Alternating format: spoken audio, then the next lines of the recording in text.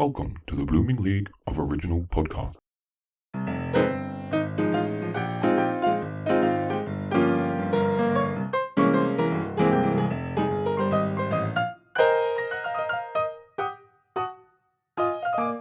Hello and welcome to Talk Musicals to Me, a new theatre podcast about musicals and their impact on people. My name is Caroline Sheen and I'm here to quiz some of the leading creatives in the entertainment industry about their relationship with musical theatre and how certain musicals may have influenced their lives in ways you may not even expect. From how they first encountered a musical to musicals they may never even have seen, let's dive in and introduce today's guest to open up and talk musicals to me.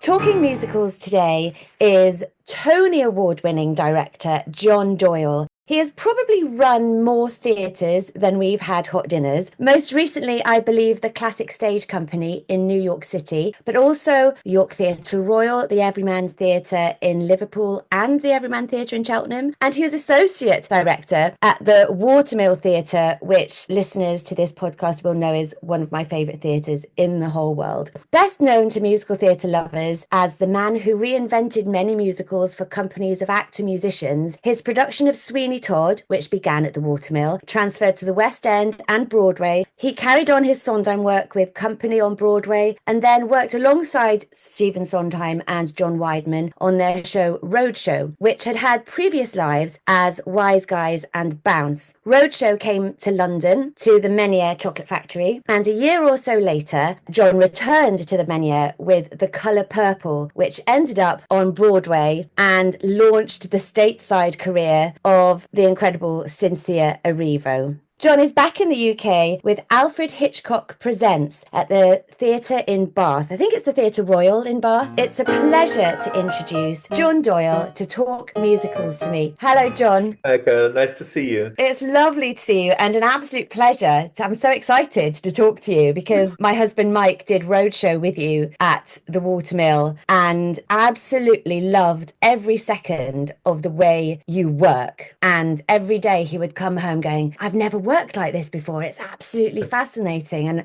And he absolutely loved it. I don't think he ever has felt so confident in a role and in a production before. And I think that's because of the way you work. And also a friend of mine who's on Alfred Hitchcock Presents has said the same thing, how much they love your process. So thank you for that, for giving me a happy husband for that way back then. How is it all going? You opened in Bath recently. It's just a short run, isn't it? A short run, and it's a new musical, so it's sort of a tryout in a way. And I think it went very well. I mean, the audiences seem to really enjoy it. It's been a really interesting job because the composer, Steve Luttwak, who wrote Gentleman's Guide to Love and Murder, he very sadly and very suddenly died sort of before the process of building the musical up happened. So I've been left with his Bible, if you like, of where we should go with it. But it's been a joy to do and very nice to come back to the UK and do something. You know, I've done some opera over here, but since those productions that you mentioned at the Chocolate Factory, I haven't done anything over here since then. So I'm very happy to be back. Well, it's lovely to have you back. And you have an incredible cast. You've got Damien Humbly, Sally Ann Triplett, Scarlett Strallen, Liam Tamney, just wonderful people who are always at the top of their game in every show I've seen them in. So what a luxury that must have been. It was a luxury. You know, I think people are always attracted to something new. I don't want in any way to sound arrogant, but they probably thought, well, it would be me, so it would be a little bit interesting, you know, it would be different. Yeah, it's been lovely to do, I have to say. Lovely. Fabulous. And you get to be in Bath. It's one of my favourite places, Bath. It's beautiful. It makes me relax when I go to Bath. And I've never even been to the baths in Bath, but I've been to Bath and it's very lovely. It feels cultured, doesn't it? And historical and it does. Lovely. Very, very nice. Shall we jump in? I'll start my first question. John, how did you and musical theatre first meet? Well, it's a long time ago, but I think it was in Inverness, where I come from, in the Highlands of Scotland. There was no professional theatre there at that time when I was a kid growing up. There was a theatre. I can still smell it, actually. It was a funny old Victorian theatre that no longer is there. And the annual events would be, you know, a Scottish variety show in the summer. And once a year, the Inverness Opera Company, as they are or were called, would put on a musical. They were the local musical theatre group. And I didn't have any particular interest in the theatre. In fact, I thought I was going to go into the church, was my original intention. Oh, wow. I know, it's all, I suppose, Scottish boy up there in the Highlands. What else was there to do, until I discovered everything else later on. My mum must have taken me to see a musical because I do remember saying to her, can I go and see it again? Will you give me the money to go and see it again on Saturday night? And she said, well, there wasn't much money. My family I don't come from any kind of wealthy background or anything. So my mother gave me the 2 and sixpence, so it tells you it was before decimalization, to go and buy a ticket to see. Now, I think it was the Desert Song, but it might have been Rosemarie. Sigmund Romberg musicals that really nobody should ever do again, right? I mean, they were musicals of their time, but probably racist, sexist, and every other form of ist that you could think up, I would imagine. Rather good scores, I think. But anyway, I just remember this sense of, oh, I like this. I don't know what it is, but I like it. And so then I joined that very local amateur opera company, and that's where I was in my first musical. But I think I was in my first musical when I was 16, maybe 15, 16. Yeah, something like that. Oh, fantastic. It's interesting, isn't it? I think my parents did Amdram my whole life. And I remember going to the theatre and sort of seeing them backstage in their dressing rooms and things like that. And that smell, that theatre still has that smell. I still go back and do concerts there. And it's such a strong sense memory that I get when I go there. Truly, truly is. And in fact, I was back in Inverness only a couple of days ago. I have a home now in the Highlands and I go up and down and I passed where the theatre was. It's now a rather, be careful what I say, but not very nice hotel. And I felt suddenly very sad that that place wasn't there anymore. Now, there is a big newish theatre, it's actually quite old now, called Eden Court Theatre in Inverness, which is very nice. But there was something about that old theatre that had an atmosphere that very few places have got that anymore. So much of the time theatres are built either from non-theatre environments like the Chocolate Factory or modern, somehow perhaps more soulless environments. But yeah, that was the beginning of the journey anyway. Oh, I love that. And my mum and dad's Amjam, in their programmes, it would always list the musicals they'd done. And the ones way back were The Desert Song, Rosemarie. That's right. I would say Naughty Marietta always stuck out to me. I don't know what it was, but I just loved the name of it. That's them. No, Nanette, all those bizarre things. Yes, yeah. Do you remember when you joined that company, what was the first musical you were then involved with? I do. Another certainly racist, somewhat sexist musical called Finian's Rainbow was the first thing I ever did. Now, actually, Finian's Rainbow, which is written by Harold Arlen, has got the most beautiful score. I mean, really lovely. I saw a revival of it so long ago, maybe 10 years ago in New York, and I thought, oh, nobody should be doing this anymore, a white man is turned into a black man to punish him. I mean, it was just like shocking what they used to get off with. But anyway, in Finian's Rainbow, I played Og the leprechaun, who was an Irish leprechaun, who gradually became a human being because he fell in love. And I think I was 16, and by that point fallen in love, so I had no information to draw upon. I could sing, but my memories of it I still have quite strong memories of it, actually. I remember coming out, I was in a well, an Irish well that leprechauns would live in, of course, and a somewhat condescending way. And I had to come out of the well at the very end of the show, and I can still hear the applause. I don't like applause in the theatre. I cut them at every opportunity that I can find in any show, but I can remember that feeling. And funny enough, not so long ago, I went to visit the lady who I had to fall in love with in the show, older lady than me, who's now alone and not well. And only a couple of days ago, I met in Inverness the lady who had played the leading lady in it. They still call me John Og to this day. Oh, wow. Not many people alive who would remember, but John Og is who I am when I meet anybody from the Inverness Opera Company. But what I got from it, I quite quickly realized I didn't want to be a performer. But it did take me away from going to the church, which is what I said was going to do, and therefore opened the door to eventually going to drama school. But I think it was also about camaraderie and a sense of being with a family. I am an only child, so it was a sort of theatre family that I felt very strongly at the time. And you mentioned about all the theatres that I've run, but I think those shows are about recreating families as well. And artistic directorships actually, it's not unlike being the minister of a church. It's your parish. You have the shows you put on are the sermons that you make, if you like. So there is an undoubted connection. But yes, it's all at the fault of Finian's Rainbow. And if anybody's watching, listening, who is thinking of doing musicals, please don't do Finian's Rainbow. Just listen to the score. It's very nice. Please don't ever do it. Yeah, just pop the songs at a concert or something. That'll do. I did Finian's Rainbow in Amdram as well. Oh, there you go. And my dad is called John and he was Og, so that I have a John Og in my family. Oh, how funny is that? Say hi to him. That is so funny. I will. A fellow John Og. How gorgeous. That's so funny. But yes, an absolutely fabulous score and songs that people would know, How Are Things in Glockamora? I want to say there's a really lovely love song in it. There's a song called Old Devil Moon, which is sung by a lot of concert performers. And there's If This Isn't Love, is another song in it. Yeah, it's lovely. The music is just lovely, but otherwise very dubious.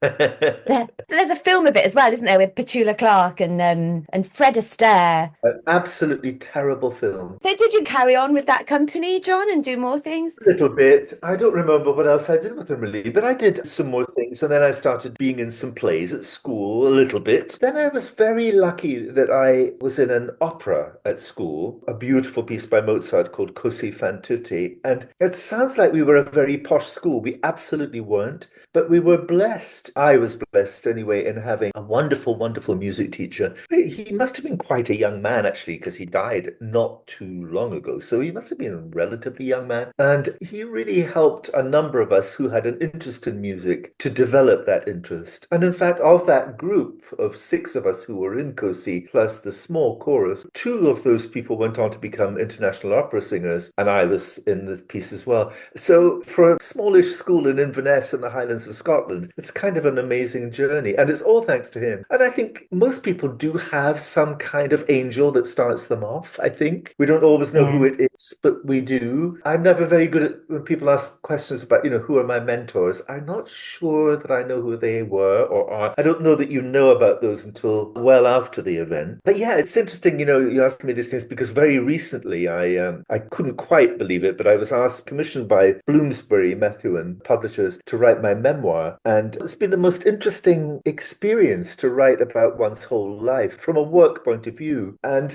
to trace through how does a boy brought up in a council house in Inverness end up directing on Broadway without ever seeking to do that. I mean, I didn't know that was going to happen, and I certainly didn't have any sense of ambition of making that happen in any way. So, of course, there's luck involved in it. There is no question about that. And opportunity is involved in it. But it's been very interesting to write, to ask oneself to remember. I've directed over 300 pieces of work. It can be hard to remember or confusing. The number of actors who I introduce to each other and they'll say, but John, we were in the same show for you. How could you possibly not remember who we were? So many people that one meets and befriends, which is a great privilege. But I think going to drama school started that. The running of the company started that. But I didn't seek to do a musical. When I first started directing professionally, they were plays I was doing. And I think the first musical I directed professionally was probably The Wizard of Oz, I think, which, many theatres did as a Christmas show, that sort of thing. Yeah. Certainly when I got round to running places like Worcester and Cheltenham, those theatres, in order to develop your audience, like every 3rd or 4th show was a musical because more people would come and see musicals because they were more audience friendly and more accessible. So gradually I built up a catalogue, if you like, of musicals that I've directed. And now I suppose looking back, I've directed an awful lot of them. Although I'm associated with directing musical theatre, I have actually directed just as many plays, and I've directed more than half of the Shakespeare canon. But with the musical theatre world, I've been incredibly fortunate, I mean, I don't want anything I'm saying to sound arrogant in the slightest, but I'm the only living director anyway who has worked closely with Jerry Herman, John Kander, and Steve Sondheim, And as you said in your very kind introduction, I did develop the acting musician form, which is lovely to see now being as celebrated as it is, I know. I should have done my research on this. I definitely will look it up. But this weekend it was the Olivier Awards, and The Curious Case of Benjamin Button, which is an actor muso show, won Best New Musical. I don't know if that's the first time that's happened. I know it's had best revival, but It isn't the first time it's happened. The first time was Return to the Forbidden Planet, yes, yes, which was a rock and roll musical, really. It was a different kind of thing, you know. yeah. It's in that rock and roll genre that Buddy, Pump Boys and Dinettes in America, those were all, three-chord Jerry Lee Lewis type actor musician shows because so many people could play the guitar or, maybe play 4 or 5 notes on a saxophone.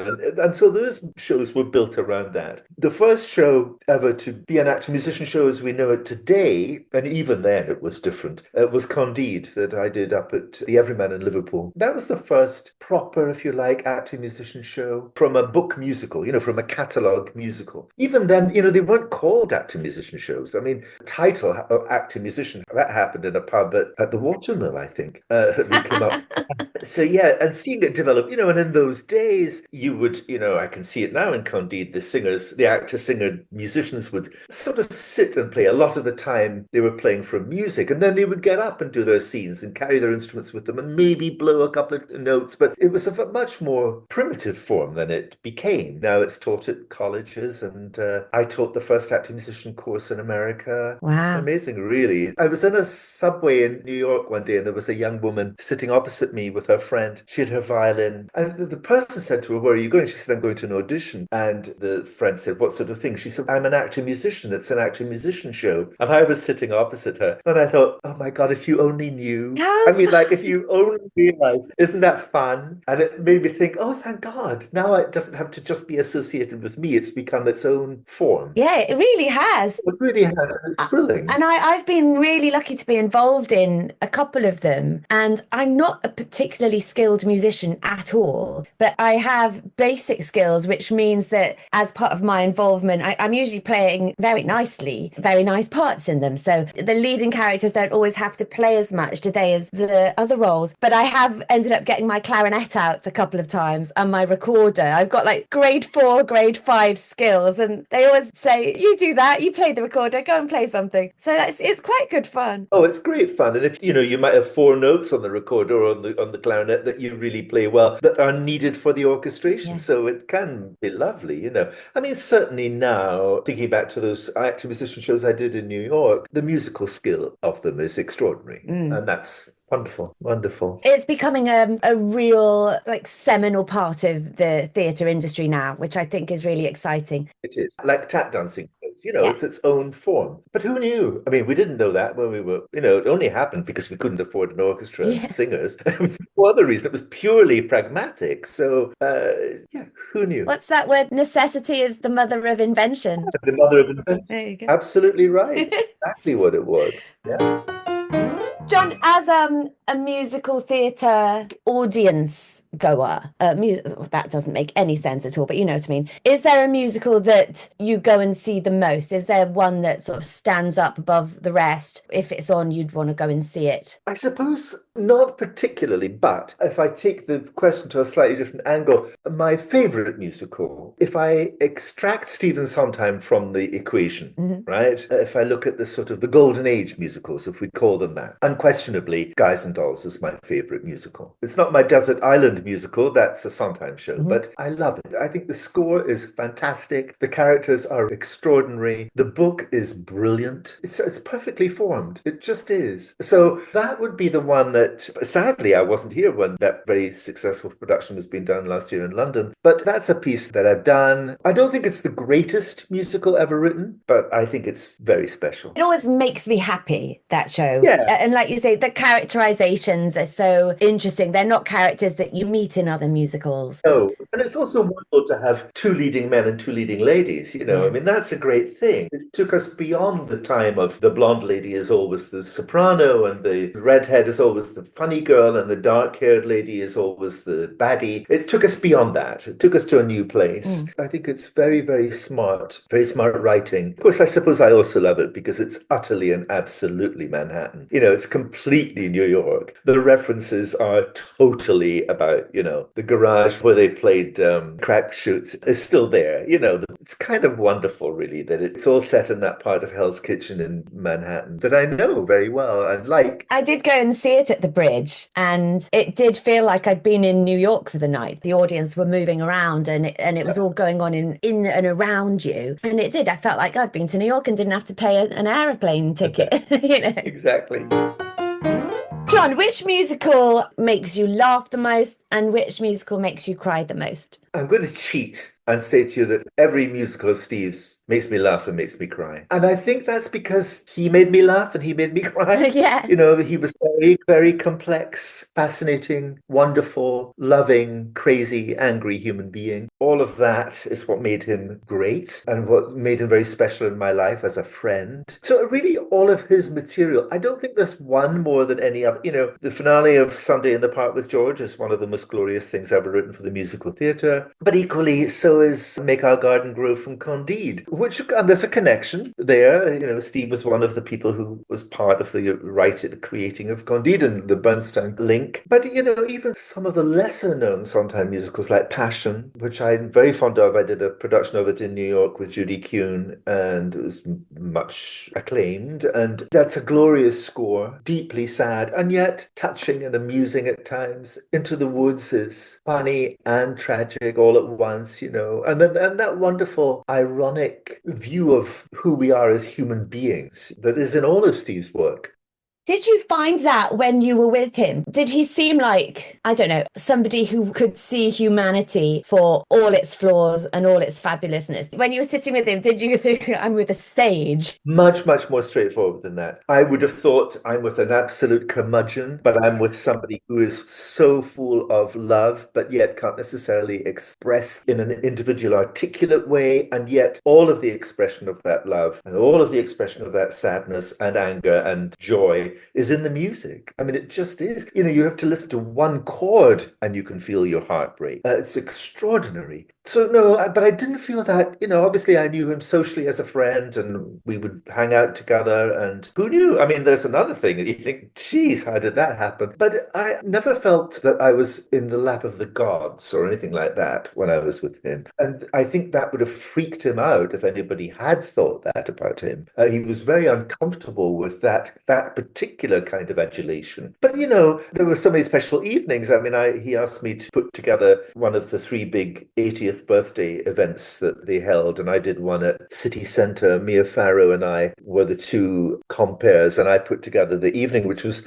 all about the revivals of his shows and the original shows. So there were things like Michael Service was cutting Mark Jacobi's throat in These Are My Friends, and on walked Len Carrio and took the razor and finished the song.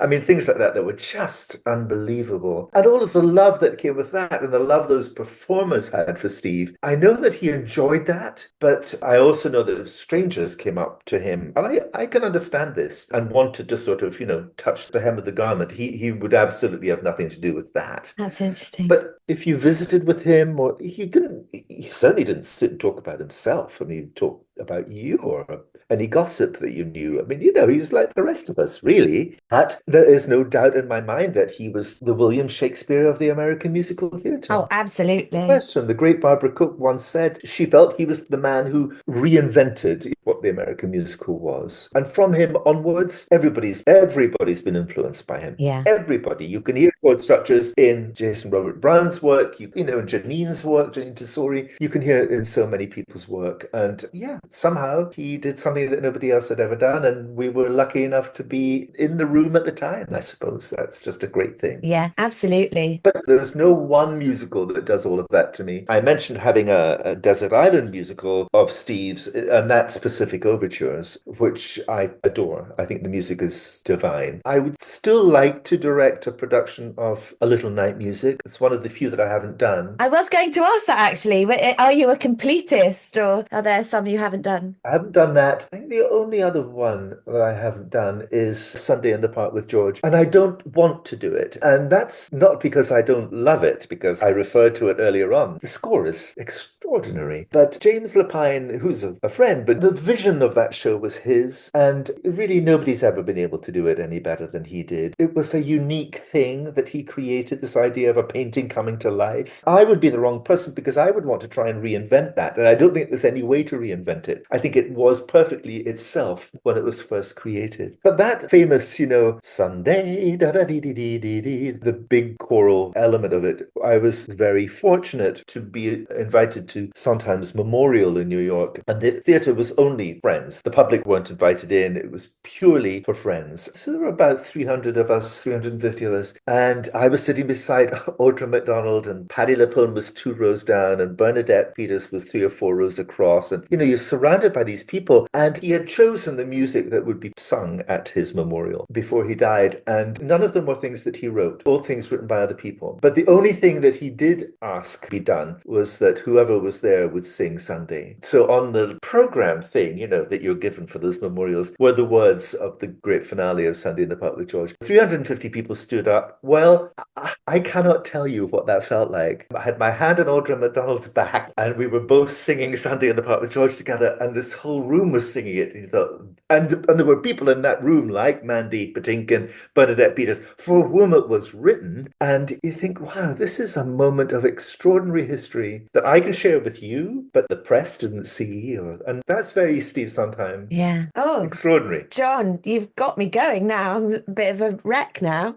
Wow. I can't sing that song without crying anyway, to be honest. So that's really got me. The imagery of that song, about the blue and the water, and it's just something else, really. Something else. And how generous of him for the music for his memorial and it be other people's work. All other people's work. And things that you would really probably hardly know. Yeah. Like there was South American folk songs sung by Audra, and no performer came on and did them. They were all recordings. People came on and spoke about him, Bernstein's daughter or Hal Prince's daughter, but nobody came on and did a turn or anything like that, which those things can often be, and they can last for hours. It didn't. It was beautifully timed. It was just extraordinary. Oh, wow. That's incredible. Thank you for sharing that, because that's quite a personal, emotional thing, and that's really wonderful.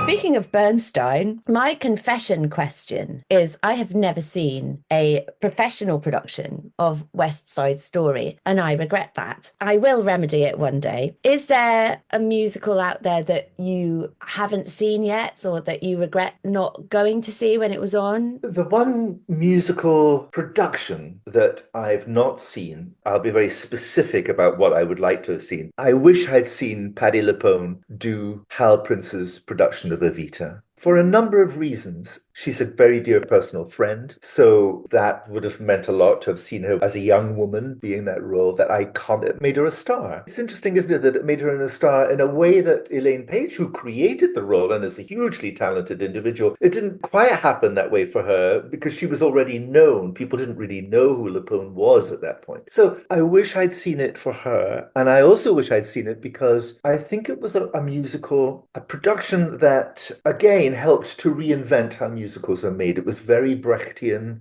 which is very my style of making theatre. Hal was he was a genius. I can't say to you that he was one of the great directors of all time. I don't know that that's true, but he was a great visionary. And, I've revived many of the productions that he originated, and Sweeney Todd and Company, for example, were both productions of musicals that were iconic, his original productions. And my productions were the first to sort of reinvent them in any way, really. Yeah, so I wish I'd seen that. I have a sweet note from Hal Prince, who I didn't know at the time, but we were still doing Sweeney in London, and I popped in one day to the New Ambassadors where it was playing, and there was a note for me at the stage door, and it was on paper from the Savoy, and I thought, well, who do I know that stays at the Savoy? It was from Hal Prince, and he said, "Dear Mr. Doyle, I would like to thank you for making a production of Sweeney Todd that is not a small-scale copy of my original work." And that meant more to me than Tony Awards or anything else. Yeah, the music was Steve's. The book was the great Hugh Wheeler. But the vision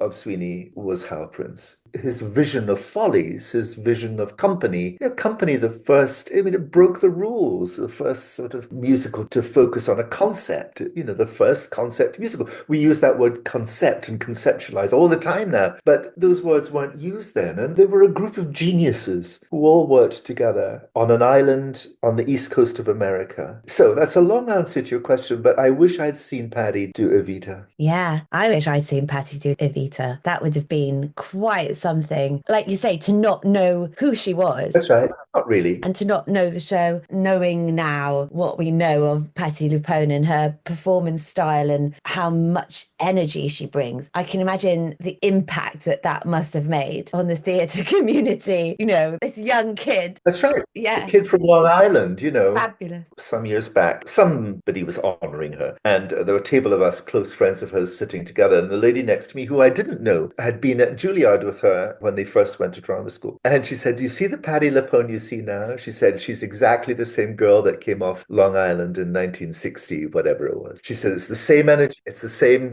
mouth, the same loudness, the same joy, the same love." I've done two quite well-known pieces of work with us. There's Sweeney Todd in New York, obviously. And I have to say, I was quite scared. I mean, Patti LuPone, we'd all heard the stories. And then I did Mahagoni, The Rise and Fall of the City of Mahagoni, which is by Kurt Weill. I did that with she, Audra McDonald, and the LA Opera in Los Angeles a couple of years later. Both of those experiences were remarkable. A great human being and extraordinarily special. And it's one of those voices that I sound like I'm name dropping, so forgive me. But I was directing a concert down in Dallas, Texas, to open the opera house down there. And the four leads were Barbara Cook, Paddy, Kristen Chenoweth, and Laura Benanti. I remember saying to Laura afterwards, these are voices like nobody else is like them, like Patti LuPone. People have tried, right? They've all tried to have that chest voice. Nobody can do it like Patti LuPone. Nobody had a soprano quite like Barbara Cook. It was a remarkable sound. And nobody can sing Glitter and Be Gay like Kristen Chenoweth. I mean, it was just amazing. And that's because they're unique women. Elaine Stritch was another one who I knew quite well.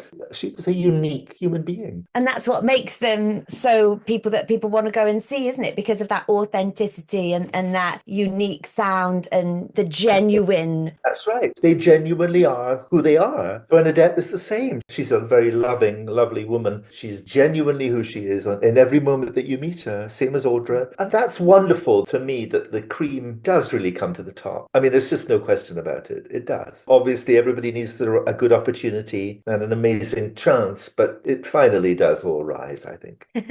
There's hope for me yet, John. Yes, absolutely. Shall we have a little break and a cup of tea and come back and do the next 5 questions afterwards? G'day listeners, another show you can find on the Bloop Network is Thrash and Treasure, where legendary artists from Broadway, West End, Hollywood and beyond deep dive into 2 seemingly opposite genres of music, heavy metal and musical theatre. From Tony winners to reality TV contestants, hear a vast range of iconic guests, learn about genres of music they've never been exposed to. With over 130 episodes, there's bound to be a silly, sassy and insightful conversation that'll have you reaching for the leather pants and hairspray. And here is a sneak peek.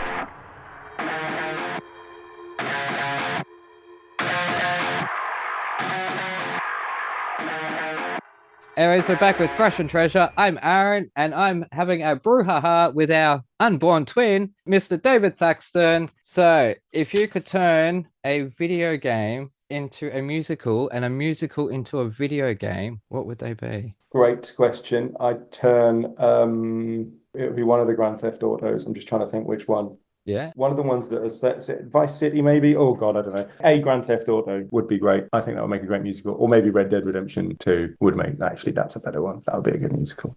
Yeah. And what musical would I turn into a video game? Sweeney Todd.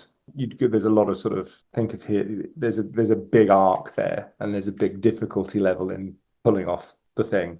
There's a whole story of how he got to go to Tasmania. Yeah, exactly. You could have a prequel story there. Exactly. Someone else or they, or I don't know, we record so many conversations. I think then to bring in other old Victorian characters like Jack the Ripper. Great. Perfect. Yeah, Lovely. That would totally work. That's a good answer. You could turn Come From Away into a video game, but you have to do all the exact staging for the show. You have to learn the show and do it, and the goal be having a completely clean run, which I think happened to me twice. I thought you were meaning like to be in Gander and you've got to play as all the different people and you've got to look after everyone. And just like human Tamagotchis, you've got to keep everyone alive and happy and healthy. That's quite sort of placid, but that would work. But yeah, but I just mean on a very like those dance ones that you see at arcades. Yep. That kind of thing, where you just have to very specifically do everything you do in Come From Away, and you can play each character and see how close to 100% you get, because that doesn't happen in. I think I had a clean show 3 times in 6 months, maybe less than 3. So. Oh, there you go. I saw it twice. I don't think they were exactly the same both times. That's all I'm going to say. You did Les Mis numerous times. Yep. So how high is your therapy bill? Pretty high, but not because of Les Mis. No, I have nothing but joy and wonder to say about Les Mis. It's Les Mis, man. Yeah. I could talk about Les Mis for days. I mean, I have a lot of opinions on Les Mis, but Oh, good or bad? Both. Yeah. Loads. I've just got a lot to say about it, but I've done it a lot. I've been in it a lot. Anyways, what's your relationship with standing ovations? As an audience member and cast member, do they feel genuine these days? My personal relationship with them as an audience member is I will be brutal. If I don't think something deserves it and everyone else does, I will be the guy that sits there. I will never get up unless I genuinely believe in it. And I don't care what that looks like. And I've seen several things that people think are the bollocks. And I'm like, this is 7 out of 10 at best, lad. What are we doing? It doesn't look bad you sitting there. It looks bad people standing up so regimentally without any excitement at all. Yeah, exactly. It's patronizing. From the stage, you can tell when it's real or when it's not. Like you can tell. There's been a few things I've done where it's a visceral thing. We get standing ovations mid-show in Sunset Boulevard. We did in London at several points. And the first time it happened on our first preview, this would be a spoiler alert. I mean, the whole world knows what happens at the start of Act 2. But just in case you don't, and just in case you're coming to see it in New York and you don't know anything, I'm not going to say what it is. But this thing happens at the start of Act 2. First preview we did in London, when it happened for the first time, when no one knew what was going on. It nothing on Twitter or nothing on TikTok or nothing like that. This thing happened, and there was this visceral reaction from the audience when it happened, and people got to their feet. And some people made whoa kind of noises as that was amazing. That was genuinely special. And now your fans can isolate that audio of you making that noise and make it as their ringtone. My fans, all 3 of them. Oh, look, you've got 2 more than I do. Anyways, I was actually saying to my friend the other day, are you my super fan? Because he listens to every episode and he read my novels and he's just, good supporter. And he's my super fan. So shout out to Drew. Hey, Drew. Anyways, who's been your best scene partner and why was it Caroline Sheen? Yeah, lovely. I did disappointingly little acting with Caroline in that.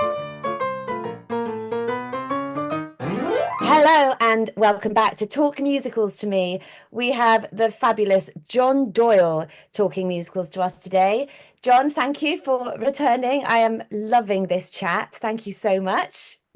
Thank you. I'm presuming you might have done this already in your life, so this might be something you've already put in place. But if you were in charge of a school or a college and you had to choose a musical to be on their curriculum, which one would you pick? Oh, West Side Story. No, there's no question. I mean, West Side Story, it reinvented the wheel. I mean, nobody had ever done a show where the true communication was through dance, where ordinary kids would express their humanity through how they moved. Nobody had really done that. It's not to say there wasn't dancing in musicals, but it was extraordinary. Jerry Robbins, I didn't know Jerry Robbins, sadly, but maybe not sadly, possibly was a rather tricky human being. But if you take the combination of those people who worked on that show, Leonard Bernstein, of course, but, we have to recognize recognize that Sondheim was the lyricist at 20 something or other. It changed the world of the musical theatre. I really do think it did. And I think it's the greatest musical ever written. I think its structure is pretty wonderful. And then I was lucky that I got to work very closely with Chita Rivera, who played the original Anita.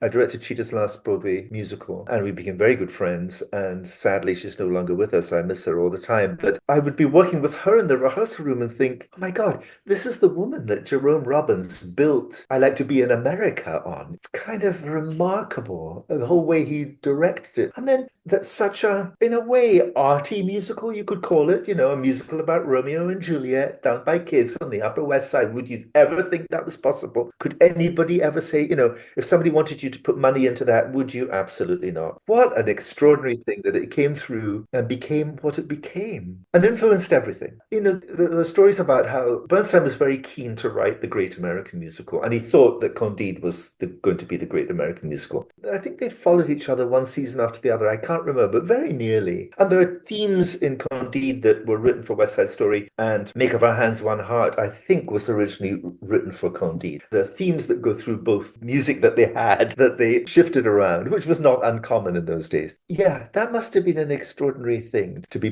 part of all of that. But that, to me, is the one that I think should be taught. Until recently, I was a professor at Princeton University, and I taught a course on the history of the American musical. I tried to teach them what were the highlights, what were the great moments throughout the journey of the American musical. Showboat was the first great American musical. Very complicated to do it now. Not impossible, but complicated, but a remarkable thing. Porgy and Bess was a remarkable thing. People weren't writing for Black artists. I mean, just extraordinary. Oklahoma, a musical that starts with a man singing off stage at There's a Bright Golden Haze on the Meadow, with no chorus as such. Those were extraordinary, but there's a link through them all because Oscar Hammerstein, of course, wrote the lyrics of Showboat. Hammerstein wrote the words of Oklahoma. Oscar Hammerstein passed on his talents to Stephen Sondheim, who was his next-door neighbor, and so the rest is history, really. But I think West Side was historic. I think there are others. I think Sweeney Todd was historic. It was the work of a genius, and it was the masterpiece of a genius, I think, you could say. But yeah, and of course there are things that are important. I mean, Hamilton is extraordinarily important. I don't know that I would put it on the same level as those, but it's still extraordinarily important. Again, who would have thought a musical about Alexander Hamilton? Heavens above. It takes a great eye to know what could make a musical work. There's a great amount of risk involved in it. But yeah, that's a long answer to your question. I undoubtedly think West Side Story is something that every student should really learn, should really get to. I think it's fantastic. And I still feel very bad that I haven't seen a professional production of it. I will do it. I've seen the movies. They have to do for now. Is there any musical that has made you think, I never want to do a musical again? I'm done with them. I don't like them anymore. Yes. Well, two different things.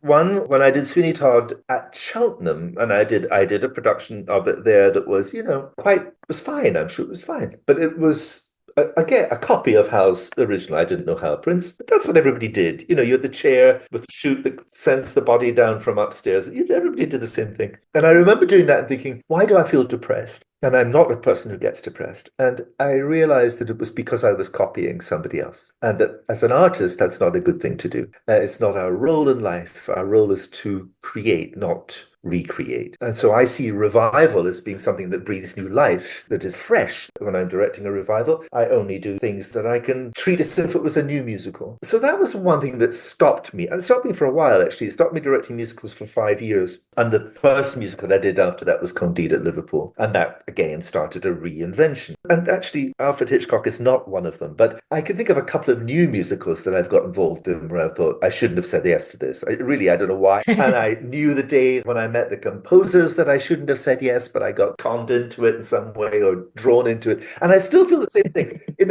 One has to listen to one's gut. New musicals are tough. I mean, they really are. So many people who think they know how to do them. There's so many people who want to give you an opinion. It's hard, I think. But all you can do is the best you can do. But I think my skill lies more with reinvention than it does with new musicals. I think the musicals that I'm, I suppose, known for, they're not really. Yes, sometimes actors play their own instruments, but what I'm really trying to do is get the audience to imagine.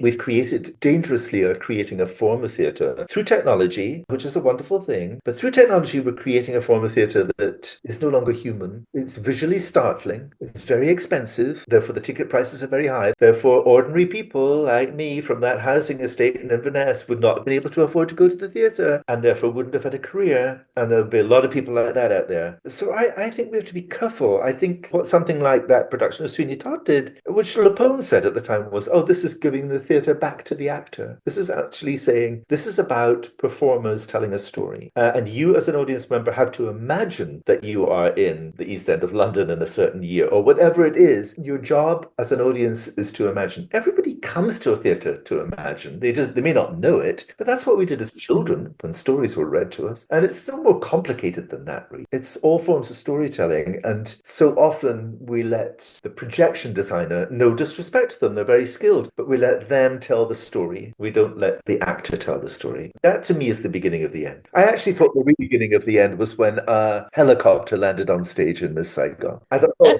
there you go. We're done. Yeah. Yeah. I think in some things there's room for both, isn't there? But I think it's interesting what you were saying with regards to, West Side Story and the dance language of it. Is that something when I'm guessing specifically when you're working with actor musicians, how much does the instruments that the actor plays influence their character? Is that something you have to be very careful of? Would you ever say, well, Joanna in Sweeney Todd can't possibly play that instrument? Or, what is that part of the combination? For me, that is definitely part of the combination. So, for example, it would feel completely wrong if Joanna was playing the trumpet. It would just sort of be silly in some strange way. But it wasn't silly that she played the cello, right? Because it's a beautiful instrument. A person sitting behind a cello with the cello between their legs is already trapped. So I'm interested in how the instrument is part of the psychology of the character that's being played and part of the subtext of that character. And then if it's really well orchestrated, as that Sweeney was, Sarah Travis did the most wonderful job, then the themes they're playing for other people can become part of their subtext and part of the puzzle of how the whole thing is made. It's a wonderful thing to be on stage. I don't think I've ever had another experience like it because I did Crazy for You as an actor musician show at the Watermill, and to sing a song like Someone to Watch Over Me, surrounded by my fellow cast members playing the music for me, it just felt like such a wonderful, warm, supportive place to be. It really was. It blew my mind, and I have done more of it, but obviously my musical skills hold me back for most of them. I did a production of a piece that I created called 10 Cents a Dance, and I did it in America, and it was about 5 women and 1 man,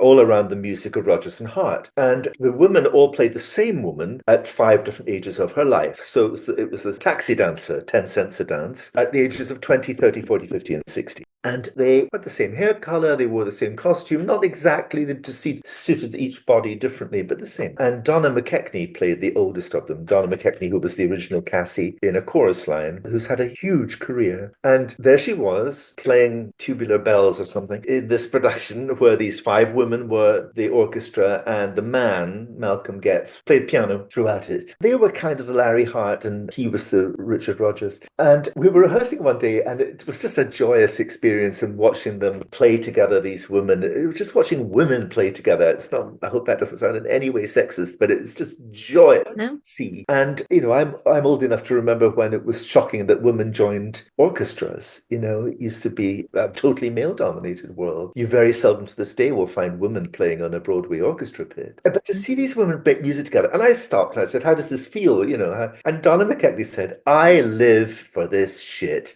It was just the most wonderful idea. And it's just a great feeling. It's exactly what you were saying, but that was her way of expressing it. Joyous. I think it is special, and I think it's something that it's hard to find that exuberance, that inner exuberance, that inner support and being supported in almost any other form of theatre. I think the audience feel it too. I think, especially in small spaces like the Watermill, it emanates out, I think. You can feel it coming from the company. Absolutely. I wonder if this might be your Desert Island musical, John.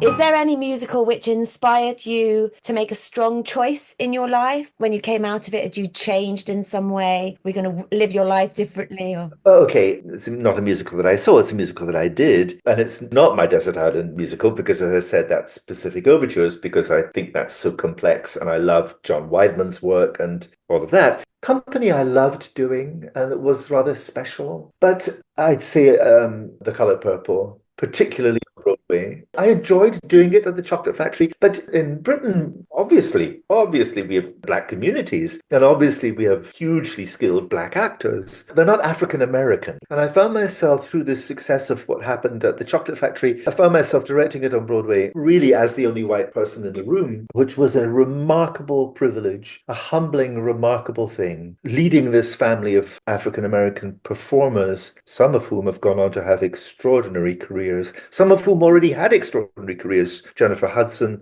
Heather Headley, who took over from her, Jennifer Holliday, who was the original Dreamgirls, Effie and Dreamgirls, who took over from Heather Headley, Cynthia, extraordinary, extraordinary. I turned down that job a number of times because I kept saying this should not, look at me, it should not be directed by a white man of a certain age. And I finally thought, well, I went to university at the University of Georgia in America in 1973-74, which was only less than 10 years after desegregation. I traveled by Greyhound bus from New York City, the Port Authority building, to Athens, Georgia, 22 hours on the bus. And I was the only white person on the bus. And bear in mind that I come from the Highlands of Scotland. I'd never spoken to a person of colour, ever. How could I? There were no people of colour. And so I had never spoken to a person of colour when I went to the University of Georgia. Well, I mean, that was like eye-opening on so many levels. But Alice Walker, who wrote the original book of Colour Purple, which was very much contemporary with that time for me, the eventual reason I decided I would do the job was because it might mean that I could meet Alice Walker.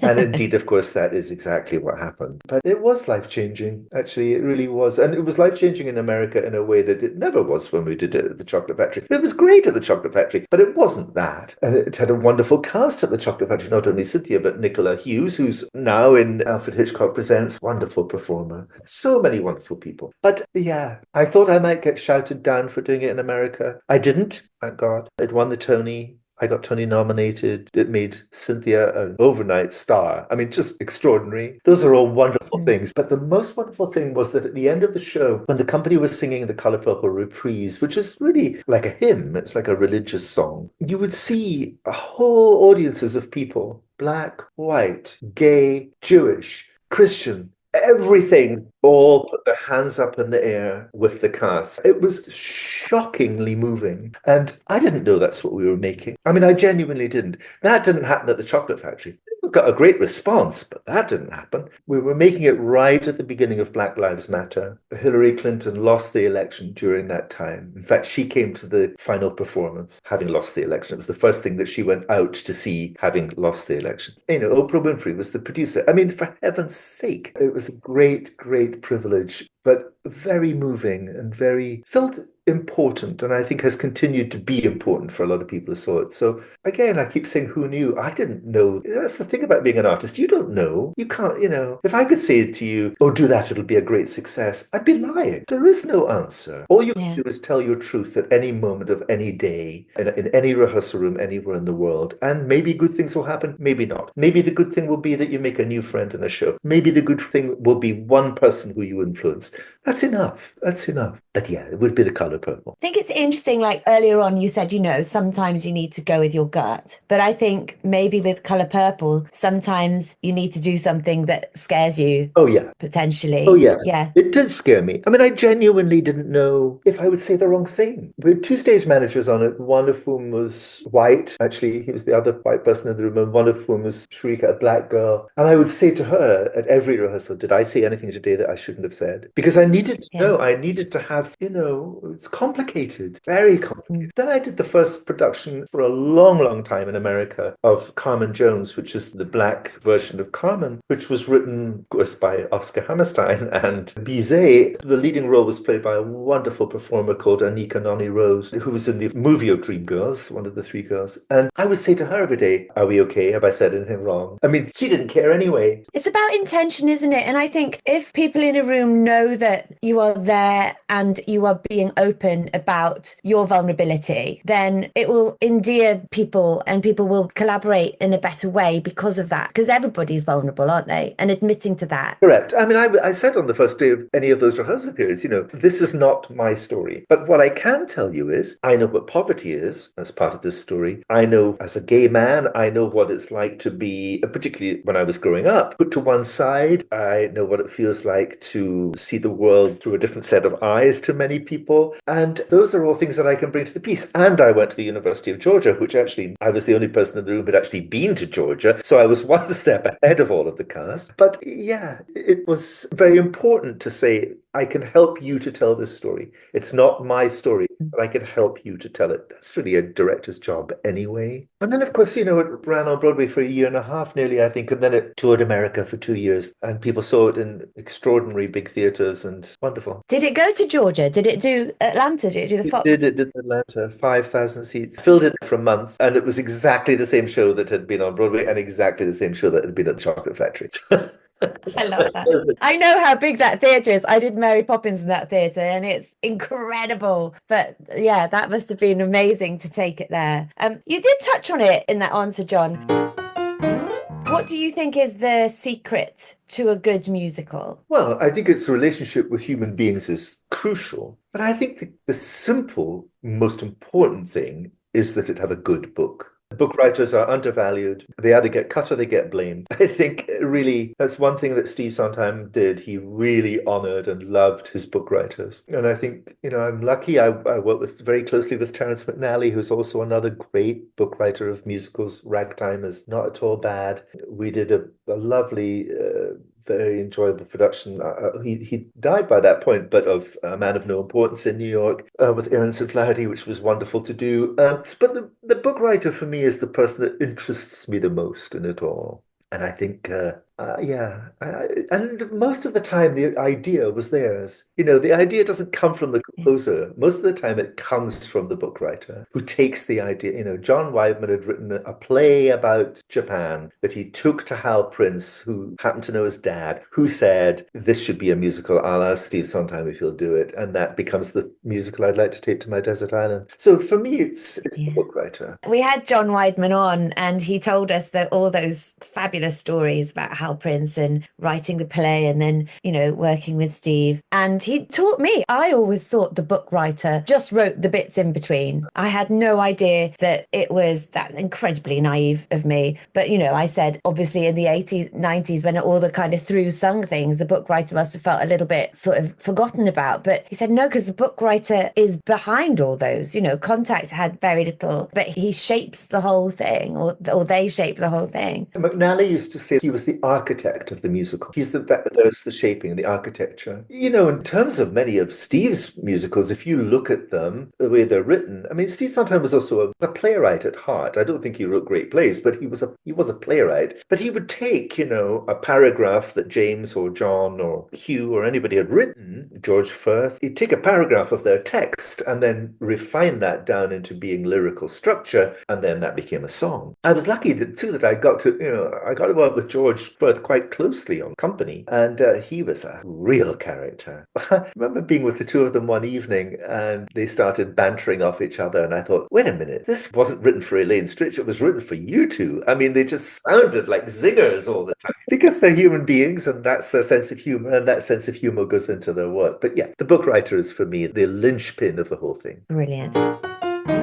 Which musical, this is our last question now, John, which musical feeds your soul? If you feel like I need nourishment, I need something to reset my brain, which musical do you turn to? I wouldn't. I was turned to Scottish songs is what I turned to. Oh. So yeah, that's where I would be coming from. Yeah, the great catalogue of songs that I was raised with, that my mother sang, my grandmother sang. So it is music. It's definitely music that I'm drawn to. And it's a very special feeling that then happens to you when you have that connection with your own past, your own history through your music. I'm sure I listen to musicals that I've done now and I think, oh, that was lovely. And I had a great, or it feels special, or it feels almost sentimental. I don't feel sentimental when I listen to Scottish music. I feel full of sentiment, but that's a different thing. And I'm not really a sentimentalist anyway. For example, I've had a number of shows that have had cast recordings, right?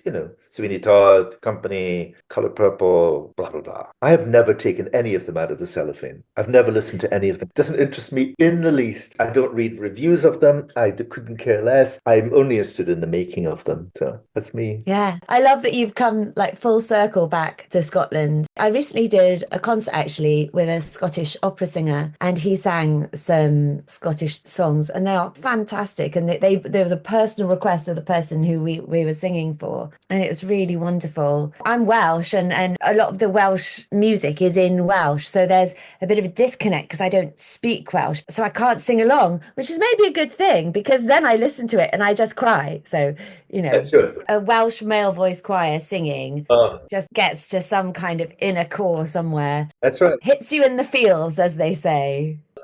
We live for that shit, John. We sure do. We live for that shit. John, thank you so much for coming and talking musicals to me today. Is there something else coming up that we should look out for with you? What's next for you? Next thing I do is an opera. And then I am doing something new, not new, a revival of something a little later in the year, beginning of next year, but I'm afraid I can't yet say what it is. But okay, keep your eyes open. As long as you're keeping busy, that's all we want to know. That's brilliant. Thank you so much, John. It's been an absolute pleasure. I could listen to you talk all day. Thank you very much. Bye-bye. Thank you so much for listening today. This has been Talk Musicals to Me for the Bloop Network. My fabulous producer is Aaron Ware, and the music you heard is from the pen of the sublime Tom Self. If you get a moment, please subscribe or follow and rate the podcast by clicking the stars below on the podcast page. It takes about 2 seconds to do, and it will really help the podcast and its future life and would make us massively, eternally, enormously grateful. In the meantime, another huge thanks for tuning in, and please do so again next time to see who will be next up to talk musicals to me.